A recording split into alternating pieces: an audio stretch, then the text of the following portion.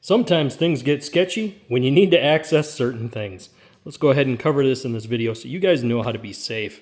When you guys are dealing with needing to do something in the middle of your truck, you may choose to do what you see here.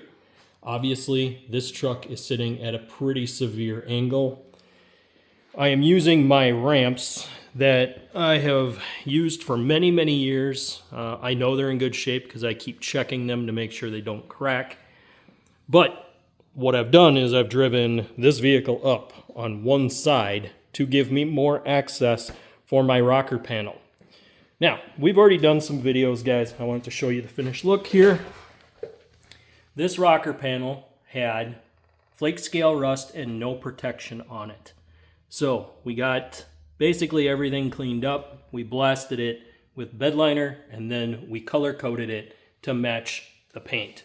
And it did come out perfect. The color match is spot on. This is the same thing we did back on the box and around the wheel well.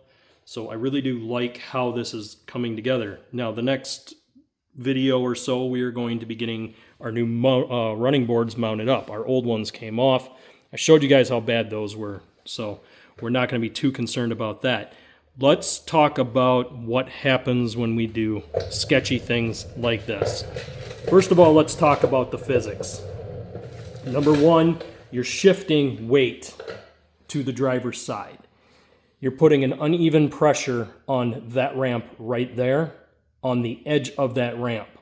So oftentimes it's better to be over a little bit more on the ramp than even what I am, so that the ramp doesn't kick out.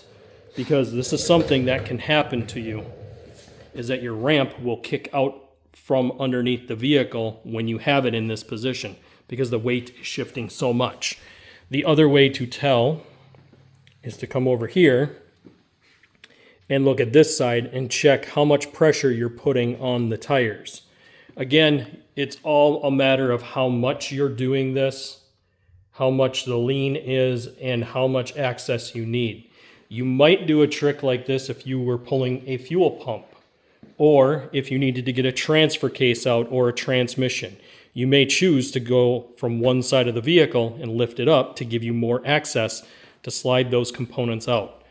Just remember, when you're doing this, make sure that your ramps are solid. Give them a good kick to make sure that they're not going to slide out once you're up on top of it. Pro tip, if you're going to drive up on these ramps, put it in four-wheel drive. Otherwise, all you're going to do is push that front ramp. It'll just push it out. So you need the four-wheel drive engage to actually grab both ramps. But guys, this stuff is just nuts and bolts. I wanted to cover the safety aspect, and I'll see you on the next one.